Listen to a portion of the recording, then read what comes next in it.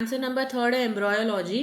एम्ब्रॉयोलॉजी is a study of embryos. मैंने आपको बताया था व्हाट इज एम्ब्रॉयोलॉजी। देखो इसको एम्ब्रॉयज बोलते हैं। Initial stage, first stage, second stage और थर्ड स्टेज। इनिशियल स्टेज आपको पता नहीं एक सेल से जनरेट होता है, तो ये इस तरह से कुछ दिखता है जो कि सेम रहता है, इसको हम बोलेंगे embryos. These embryos in the initial stage are very similar to each other. आपने देखा होगा कि उनका फर्स्ट स्टेज एकदम एक दूसरे से मैच करता है। These similarity decreases later in development. जब सेकेंड स्टेज देखोगे तो आपको बहुत चेंजेस दिखेगा, बहुत चेंजेस, सब एक दूसरे से डिफर करते हैं। These similarities in initial state indicates that these vertebrates have originated from a common ancestor. ये सिमिलैरिटी इनिशियल स्टेज अगर आप देखोगे तो आपको पता चलेगा कि उनके वर्टिब्रेट्स मतलब उनके जो बोन्स है, उनके जो स्ट्रक्चर है, उनके जो शेप है, वो कॉमन एंसेस्टर से आया है। मतलब उनके जो बोलते हैं ना पूर्वज है, वो एक ही एंसेस्टर से बिलोंग करते हैं। इन एवोल्यूशनरी साइंस, एवोल्यूशन मतलब ये चेंजेस साइंस में अगर आप देखेंगे, comparative study of embryos of various vertebrates provide evidence for evolution. और उनके स्टडीज एम्ब्रॉयज जब स्टडी की जाती है तो हमें पता चला है कि उनके वर्टिब्रेट की वजह से हमें एवोल्यूशन एविडेंस मिला है कि चेंजेस हुआ है। पहले सब एक जैसे दिखते थे, बट धीरे धीरे एवोल्यूशन एनिमल्स में या फिशेज होने दो या बर्ड्स होने दो, सब में आपको थोड़े बहुत चेंजेस देखने को मिला जाता है। बट इनिशियल स्टेज जब चेक किया जाता है, एम्ब्रॉय जिसको बोलते हैं, वो सबका सेम है। Answer number fourth, the sequential changes in the group of living organism that take place very gradually is called evolution। तो evolution का मीनिंग क्या है? जो sequential मतलब डेट वाइज या लाइन वाइज जो चेंजेस आपको धीरे धीरे चेंजेस देखने को मिलेगा, उसको हम एवोल्यूशन बोलेंगे। चेंजेस लाइक मंकी से एप, एप से ह्यूमन। पहले मंकी था, उनको टेल्स हुआ करते थे, टेल्स गायब हो गए, वो स्ट्रेट इरेक्ट चलने लगे एंड धीरे धीरे उनकी बॉडी के हेयर रेड्यूस हो गए और एक ह्यूमन जनरेट हुआ।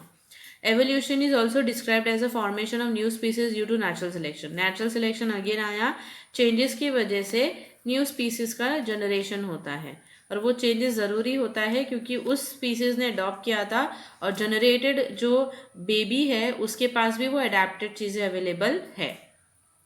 The process of evolution takes millions of years for the development and speciations of different organisms. So, evolution के लिए बहुत millions of years लग जाते हैं, बहुत ज़्यादा, मतलब लाखों साल से भी ज़्यादा लग जाते हैं। और फिर हमें उसमें स्पेसिएशन मतलब एक्वायर्ड कैरेक्टर दिखता है जो कि पहले वाले में नहीं था। जैसे मंकीज आपको पता है कितना 7 करोड़ साल पहले की बात है, फिर 4 करोड़ ईयर में एप जनरेट हुआ एंड देन बोलते हैं ना धीरे धीरे धीरे और आगे आया। तो मतलब ये चेंजेस होने के लिए टाइम लगा होगा, झट से चेंजेस नहीं हुआ रहेगा। सो देखिए आप, changes in stars and planet in space and the changes in biosphere occurring on the earth are all included under the study of evolution।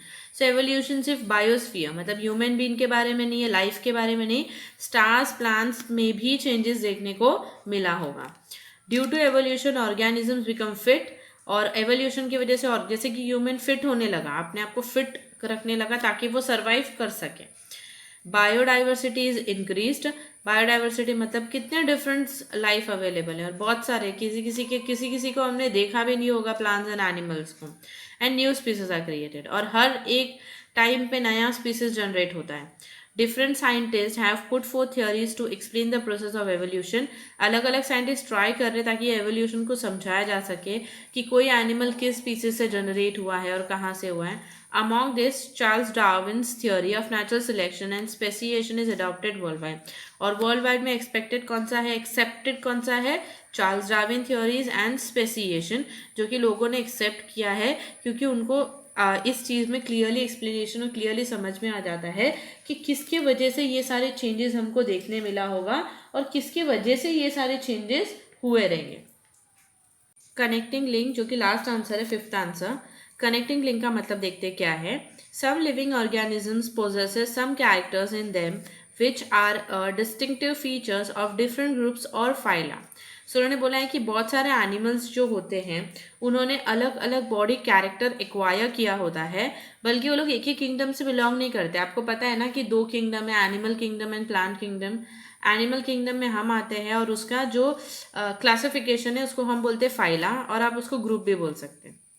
सो इसमें बोलते हैं कि एक ही कैरेक्टर एक एनिमल के पास होता है, पर किसी किसी ने दो दो कैरेक्टर एक्वायर करके रखा है। तो वो क्या है हम देखते हैं। सच individuals connects these two groups by sharing the characters of both and hence they are called connective link। सो बोला है कि ऐसे इंडिविजुअल ने अलग अलग कैरेक्टर को एक्वायर किया, मतलब उनको एक ही कैरेक्टर्स अपने अंदर रहना चाहिए था, उनका एक ही किंगडम या एक ही किंगडम के अंदर जो एक क्लासिफिकेशन अलग अलग क्लासिफिकेशन होता है वो ही उनको उनके बॉडीज में अवेलेबल होना चाहिए था। बट ऐसा नहीं है, वो एक किंगडम से एक ग्रुप में अगर सिमिलैरिटी दिखता है सो दूसरे ग्रुप में भी वो मैच करता है। सो ऐसे दो दो कैरेक्टर कैसे उनके बॉडी में हो सकते हैं। सो हमें थोड़े बहुत एग्जाम्पल दिए हैं, हम इसको समझते हैं। पहला एग्जाम्पल उन्होंने हमें पेरिपिटस का दिया है। पेरिपिटस आपको दिखाती हूँ मैं फोटो, आप देखिए पेरिपिटस, ये पेरिपिटस है, ध्यान से देखिए इसको। अभी इसको हम समझते हैं क्या दिया है। Peripatus is a connecting link between Annelida and Arthropoda. उन्होंने बोला है Peripatus Annelida and Arthropoda. Annelida क्या है आपको अर्थवर्म पता है। अर्थवर्म जैसे जो इंसेक्ट होते हैं वो एनिलिडा किंगडम में जाता है, क्योंकि उनके बॉडी में सेगमेंट्स होते हैं। आप ध्यान से देखोगे तो लाइन्स दिखेंगे, वो इसके जैसे रेंगते रेंगते जाते हैं। और एथ्रोपोडा मतलब जैसे कि कॉकरोच होते हैं, बटरफ्लाइज होते हैं, ये एथ्रोपोडा। पेरिपिटस दोनों कैरेक्टर्स में जाता है, एनिलिडा किंगडम में जाता है, एनिलिडा ग्रुप में जाता है, एंड एथ्रोपोडा ग्रुप में जाता है। अभी आप कंफ्यूज ना हो कि एनिलिडा एंड एथ्रोपोडा क्या है। एनिलिडा एनिमल किंगडम के अंदर का क्लासिफिकेशन है, ठीक है। फाइला के अंदर वो क्लासीफाई होता है, अलग अलग कैरेक्टर होता है। तो एनिलिडा एक कैरेक्टर है, एथ्रोपोडा एक कैरेक्टर है। It shows characters of both animal phyla, देख सकते हो आप, बोथ मतलब इन दोनों का। लाइक एनिलिडा वर्म मैंने आपको बताया अर्थवर्म जैसा, it show segmented body. Then cuticles मतलब उनके बॉडी में डेड सेल्स अवेलेबल होगा, जैसे कि हमारे टो में नेल्स होता है, उसको क्यूटिकल बोलते हैं। एंड पैराफोडिया मतलब वो लोग रेंग रेंग के जाएंगे। ओके तो एनिलिडा किंगडम में कैसे टाइप के एनिमल्स होते हैं, सेगमेंटेड बॉडीज होते हैं, मतलब अर्थवर्म जैसे लाइन्स आपको दिखाई देंगे हैं। थिन क्यूटिकल्स, नेल्स जैसे हार्ड स्ट्रक्चर्स अवेलेबल होंगे जो कि वेस्ट बॉडी है। एंड पैरापोडिया मतलब वो लोग वॉक कर सकते हैं, रेंग सकते हैं। और लाइक एन एथ्रोपोड किस किंगडम में जाता है। Arthropod it shows open circulatory system and tracheal systems for respiration. मतलब एथ्रोपोड ऐसा एनिमल है जैसे कि कॉकरोच है एंड बटरफ्लाई है, उनमें ओपन सर्कुलेटरी सिस्टम मतलब उनके ब्लड्स जो फ्लो होते हैं वो ओपनली फ्लो होते हैं। ट्रैचुअल सिस्टम अवेलेबल है, मतलब सांस लेने के लिए उनके अंदर ऑर्गन्स अवेलेबल है छोटा मोटा, जिससे वो सांस ले सकते हैं। बल्कि एनिलिडा में ये अवेलेबल नहीं है, तो ये बोथ से मैच करता है ये पेरिपिटस, इसको हम बोलेंगे कनेक्टिंग लिंक। सेकेंड है duck billed platypus. Duck billed platypus देखो कैसे दिखता है। Okay so this is a connecting link between reptiles and mammal. Reptiles मतलब जैसे कि लिजर्ड्स होते हैं, एंड मैमल्स मतलब वो जिसके मेमोरी ग्लैंड्स होता है। मेमोरी मतलब जो अपने बच्चों को फीड कर सकता है, उसको मेमोरी ग्लैंड बोलते हैं। This is a connecting between reptiles and mammals. Like reptiles it lay eggs, reptiles egg देते हैं, ठीक है, बच्चे पैदा करने के लिए। But like mammals it has mammary glands and hairy skin. But देखो रेप्टाइल्स अगर अंडे देते हैं तो उनके पास दूध नहीं होना चाहिए अपने बच्चे को फीड करने के लिए। ओके जो और जैसे कि गाय पैदा करता है बच्चे को, अंडे नहीं देता है, उनके पास दूध होता है, वो अपने बच्चे को फीड कर सकते हैं।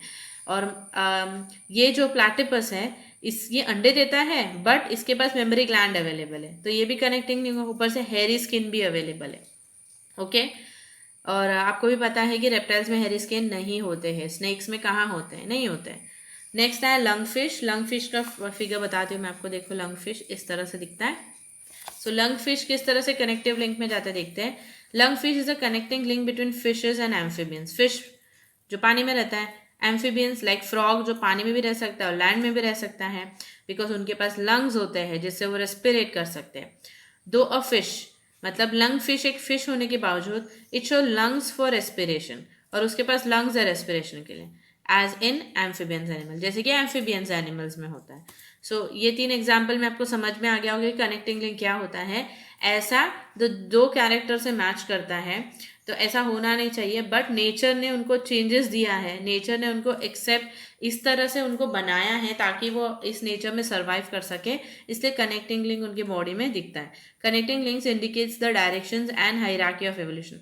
कनेक्टिंग लिंक बताता है कि हाँ वो किस डायरेक्शन में, कौन से दो अलग अलग कैरेक्टर में जाता है, और हायरार्की मतलब स्टेप टू स्टेप आपको बताता है कि किस तरह से एवोल्यूशन हुआ होगा, उन्होंने ऐसे, उनकी बॉडीज ऐसे क्यों हुई रहेंगी और किसकी वजह से उनकी बॉडी इस तरह का शेप प्रोवाइड किया होगा। Thank you friends for watching my video. Please अगर आपको मेरा एक्सप्लेनेशन अच्छा लगा होगा, प्लीज़ लाइक करें, सब्सक्राइब करें और कमेंट करना ना भूलें। Thank you friends.